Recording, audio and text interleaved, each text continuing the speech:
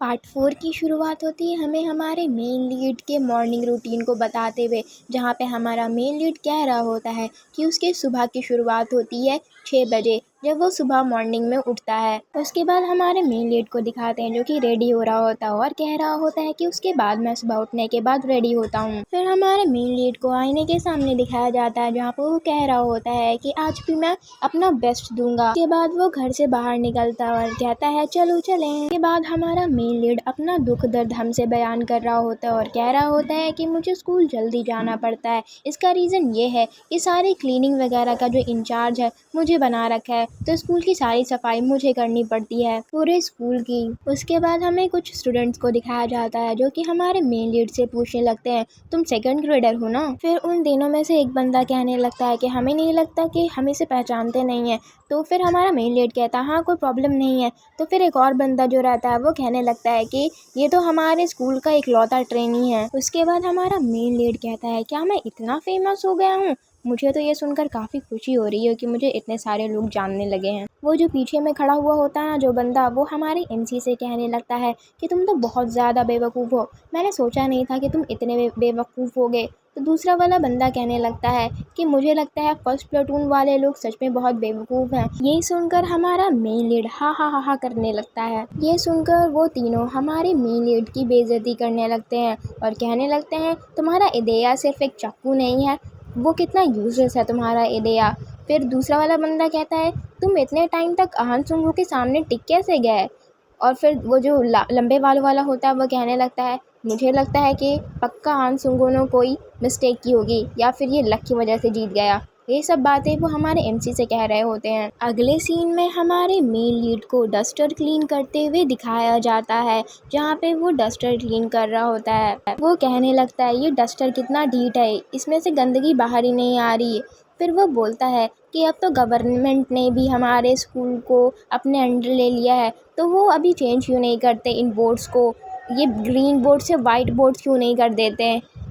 उसके बाद वाले सीन में हमारे मेन लीड को स्कूल का फ्लोर साफ करते हुए दिखाते हैं। हमारा मेन लीड दौड़ दौड़ कर जल्दी जल्दी स्कूल का फ्लोर साफ कर रहा होता है और उसने पूरे स्कूल को चमका दिया होता है। उसके बाद हमारे मेन लीड के क्लासमेट्स को दिखाते हैं, जिनमें से जो काले बालों वाला होता है वो कहने लगता है हमारे एमसी से कि तुमने भाग भाग कर अपना काम कर दिया जिसकी वजह से तुम जीत गए। तो फिर लाल बालों वाला कहता है कि तुमने ये कैसे किया, और तो और जब तुम मतलब हमारी फाइट हो रही थी तुमसे, फिर तुम भाग भाग कर खुद को डिफेंड क्यों नहीं कर रहे थे। वो जो काले बालों वाला इंसान होता है वो हमारे मेन लीड के शोल्डर पर हाथ रखता है और कहता है कि मैं तुमसे काफ़ी ज़्यादा इम्प्रेस हुआ हूँ। तो फिर हमें दिखाया जाता है कि जो पीछे जो क्लासमेट होते हैं हमारे मेन लीड के, वो पीछे से कहने लगते हैं कि शायद तुम सच में इस रैंक के हो, एक अनएक्सपेक्टेड वे में। उसके बाद वो काले बालों वाला दूसरी तरफ मुड़कर कहने लगता है ऐसा भी हो सकता है ये सारी चीज़ें कि लक की वजह से हुई हो,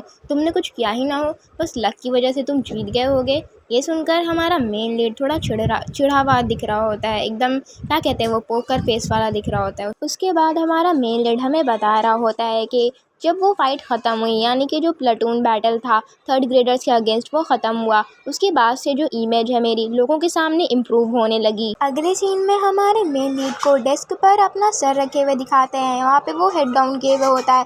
तभी वो बुलिया आकर हाथ पटकता है और कहता है कि उठो ट्रैश। ये सुनकर हमारा मेन लीड उस बुली से सॉरी कहने लगता है और कहता है क्या तुमने मुझे बुलाया। और फिर हमारा मेन लीड सोचने लगता है कि क्या ये मुझे मारने वाला है, पता नहीं। वो बुली हमारे मेन लीड से कहता है कि उसने होमवर्क नहीं बनाया है मैथ्स का, उसे होमवर्क कॉपी करना है, इसलिए मैथ का होमवर्क कॉपी करने के लिए वो अपना आंसर दे ताकि वो उसे कॉपी करे। तो ये सुनकर हमारा मेन लीड कहता है ठीक है ओके। उसके बाद हमारा मेन लीड ये सब सुनकर सोचने लगता है कि क्या ये मुझे मारने वाला नहीं है, ये मुझे ऐसे ही छोड़ देगा। हमारा मेन लीड कहता है उस फाइट में क्योंकि हमारी टीम जीत गई थी और क्योंकि हमारी टीम मेरी वजह से जीती थी, इसकी वजह से लोगों ने मुझे परेशान करना बंद कर दिया। अगले सीन में हमें दिखाया जाता है कि हमारा मेन लीड जो होता है वो फ्लोर क्लीन कर रहा होता है। तभी वहाँ पे एक लड़की होती है, वो हमारे मेन लीड से कहने लगती है कि तुम मेरे सोशल स्टडीज़ का होमवर्क सर को दे देना। जो लड़का वहाँ पे पास में होता है वो भी कहता है हाँ मेरा भी। तो दूसरा लड़का कहता है कि हाँ मेरा भी होमवर्क सबमिट कर देना। हमारा मेन लीड हमें बताता है कि इन्होंने हमें परेशान करना बंद कर दिया, लेकिन फिर इन लोगों ने मुझे बहुत सारी काम करने के लिए देना शुरू कर दिया। फॉर एग्जाम्पल ये अपनी पर्सनल चीज़ें मुझसे करवाते, जैसे कि होमवर्क सबमिट करना। अगले सीन में हमें हमारे मेन लीड का क्लास दिखाया जाता है, जहाँ पे बच्चे बोल रहे होते हैं कि क्लास ख़त्म हुआ। ये सुनकर टीचर अपने हाथों को डेस्क पर पटकते हुए कहने लगते हैं कि चुप हो जाओ तुम सब। टीचर सारे स्टूडेंट्स से कहने लगते हैं कि आज तुम्हारा आखिरी दिन है क्लब ज्वाइन करने का। तो बच्चे ये सुनकर कहते हैं, हाँ हमें पता है। हमारा मेन लीड हाथों में एक पेपर पकड़े हुए होता है और कह रहा होता है कि सेकंड ग्रेडर्स के लिए किसी भी तरह के क्लब को ज्वाइन करना बहुत ज़्यादा ज़रूरी है। उसके बाद हमारा मेन लीड उस पेपर को गौर से देखने लगता है और सोच रहा होता है कि एक क्लब मुझे कौन सा ज्वाइन करना चाहिए और क्या मुझे इन क्लब में से किसी में एंट्री मिलेगी भी। जो टीचर होते हैं वो कह रहे होते हैं पार्क जुनसुंग से, यानी कि हमारे मेन लीड से, कि अगर तुम क्लब ज्वाइन नहीं करोगे तो तुम मुझसे आकर मिलना टीचर्स रूम में।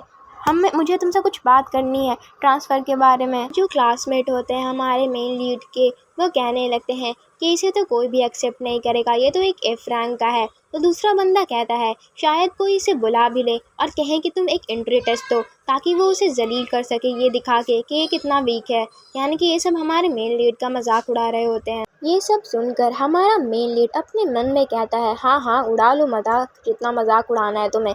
फिर वो अचानक से पेपर की तरफ देखता है और वो चिल्लाने लगता है, मतलब वो काफ़ी शॉक हो जाता है पेपर की तरफ देखकर। वो खुद से कह रहा होता है कि ये सारे के सारे क्लब मिलिट्री और एदेया से रिलेटेड हैं। दूसरी तरफ जो हमारा एमसी होता है, उसके जो क्लासमेट्स होते हैं वो एक दूसरे से डिस्कस कर रहे होते हैं कि उन्हें कौन सा क्लब ज्वाइन करना है। पीछे जो दो लड़के होते हैं उनमें से एक लड़का कह रहा होता है कि मैं तो स्क्वाड बैटल्स क्लब ज्वाइन करूँगा।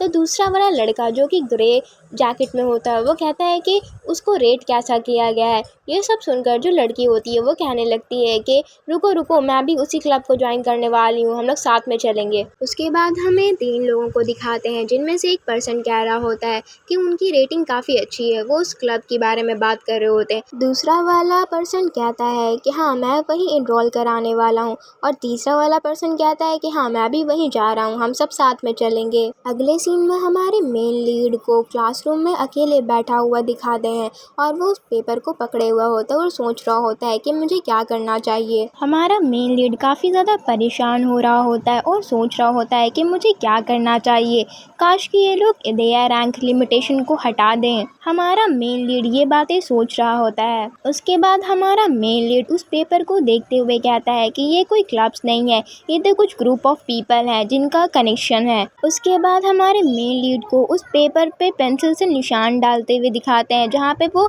उन क्लब्स को कट कर रहा होता है जहाँ वो इनरोल नहीं करा सकता है। उसके बाद हमें दिखाया जाता है कि हमारे मेन लीड को एक ऐसा क्लब मिल चुका होता है जहाँ एदेया की ज़रूरत नहीं होती, जो कि सिर्फ फिजिकल डेवलपमेंट के लिए होता है। उस क्लब को देखकर हमारा मेन लीड काफ़ी ज़्यादा खुश हो जाता है। उसके बाद हमारे एमसी को उस क्लब की तरफ जाते हुए दिखाते हैं और वो उस मन में सोच रहा होता है कि ऐसी भी क्लब है जहाँ एदेया रैंक लिमिटेशन नहीं है, ये तो अच्छी बात हो गई। और वो सोच रहा होता है कि क्योंकि यहाँ पे एदेया रैंक लिमिटेशन नहीं है तो यहाँ पे ज़्यादा लोग नहीं होंगे, क्योंकि ये सिर्फ फिजिकल ट्रेनिंग के लिए जो क्लब है। तो ये सोचकर वो खुश हो रहा होता है और क्लब की ओर जा रहा होता है। आगे हमारा मेन लीड सोच रहा होता है कि सिर्फ जिम्नाजियम को सिर्फ एक ही क्लब यूज़ कर रहा है, ये तो ताज्जुब वाली बात है क्योंकि जिम्नाजियम काफ़ी बड़ा है।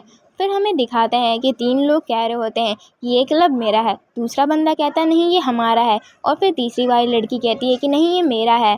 फिर हमारा मेन लीड सोच रहा है मैं बस चाहता हूँ कि कोई मसला क्रिएट नहीं हो और सब अच्छे से हो जाए। हमारा मेन लीड आगे सोच रहा होता है कि उस पेपर में लिखा हुआ था कि इस क्लब में कोई एदेया यूसेज इन्वॉल्व नहीं होगा, यानी कि जिनके पास एदेया नहीं है या फिर एफ रैंक के हैं तो वो वहाँ इनरोल करा सकते हैं, बस फिजिकल डेवलपमेंट पे इसमें इस क्लब में काम किया जाएगा। उसके बाद हमें दिखाया जाता है कि हमारा मेन लीड जिम्नाजियम पहुँच चुका होता है। वहाँ पे वो खड़ा होता है और सोच रहा होता है कि यहाँ इतने सारे लोग क्यों हैं। वो कहने लगता है कि कहीं मैं गलत जगह तो नहीं आ गया हूँ ना। फिर वो पेपर में घूर कर देखने लगता है और फिर सामने देखता है, फिर घूरता है। उसके बाद वो खुद से कहता है कि नहीं नहीं मैं तो सही जगह आया हूँ, यहीं पर होना चाहिए वो क्लब। फिर वहाँ पे जो स्टूडेंट्स होते हैं वो हमारे मेन लीड को देख कर कहने लगते हैं देखो ये तो एफ रैंक वाला पर्सन है ना। फिर अगला बंदा कहता हाँ तुम सही कह रहे हो, ये वही एफ रैंक वाला है। वहाँ पे जो 2 लड़के होते हैं वो एक दूसरे से डिस्कस करने लगते हैं और कह रहे होते हैं कि ये तो वो अपर क्लास मैन है ना, लेकिन ये तो सिर्फ एक ट्रेनी है, क्या मुझे इससे फॉर्मली बात करनी चाहिए? उन्हें देखकर हमारा मेन लीड सोचने लगता है ये तो सारे फर्स्ट ग्रेडर्स हैं। उसके बाद हमारा मेन लीड सोचने लगता है कि फर्स्ट ग्रेडर्स के लिए क्लब ज्वाइन करना ज़रूरी नहीं, तो फिर ये लोग यहाँ क्या कर रहे हैं? और वो ये सब बोल रहा होता है और काफ़ी ज़्यादा फ्रस्ट्रेट लग रहा होता है। फिर हमें एक लड़की को दिखाया जाता है जो कि कहने लगती है वो कितना कूल है। उसके बाद फिर हमारा मेन लीड ये सुनकर पूछने लगता है कि आखिर इस क्लब का प्रेसिडेंट है कौन, और वो घुस-घुस के जगह बना रहा होता है अपना अंदर जाने के लिए। हमारे एमसी ने क्लब प्रेसिडेंट को देख लिया होता है और वो कहने लगता है खुद से कि ये क्या हो गया, ये कैसे हो सकता है, मुझे भागना पड़ेगा अब तो। और उसका पेपर जो होता है उसके हाथ से नीचे गिर जाता है। तभी कोई पीछे से बोलने लगता है कि जो अफवाह थी वो सच निकली। तभी हमें उस क्लास प्रेसिडेंट का आधा फेस दिखाया जाता है और वो क्लास प्रेसिडेंट हमारे मेन लीड को बुला रहा होता है और उसकी तरफ जा रहा होता है और कह रहा होता है, पार्क जुनसुंग तुम यहाँ। फिर हमें उस क्लास प्रेसिडेंट का फेस दिखाते हैं और फिर हमें पता चलता है ये वही पर्सन था जो थर्ड ईयर वाले स्क्वाड का लीडर था और जिससे हमारे मेन लीड की ख़तरनाक वाली फाइट होने वाली थी, लेकिन बीच में किसी ने इंटरफेयर कर दिया था, उस लड़की ने, तो नहीं हो पाई थी। ये वही पर्सन रहता और पीछे से उस पर्सन का नाम लोग बोल रहे होते हैं, अहान सुंगो, ये कितना अच्छा दिखता है। पीछे से सारे जो स्टूडेंट्स होते हैं वो कह रहे होते हैं मैं तुम्हारा फ़ैन हूँ, ये सब बोल रहे होते हैं। उसको देखकर हमारा मेन लीड थोड़ा सा नर्वस हो जाता है और पूछने लगता है कि क्या आप इस क्लब के प्रेसिडेंट हो? वो पर्सन स्माइल करता है और कहता है हाँ मैं इस क्लब का प्रेसिडेंट हूँ और मुझे खुशी हुई कि तुम यहाँ आए, लेकिन मैंने सोचा नहीं था कि तुम यहाँ आओगे। मैं तुमसे काफ़ी ज़्यादा इम्प्रेस हुआ पार्क जुनसुंग। वो ये बातें हमारे मेन लीड से कह रहा होता है। अगर आपको इस मानवा का नेक्स्ट पार्ट चाहिए तो आप प्लीज़ कमेंट कीजिए। अगर आपको ये मानवा सही नहीं लग रहा है तो मैं दूसरा मानवा एक्सप्लेन करूँगी।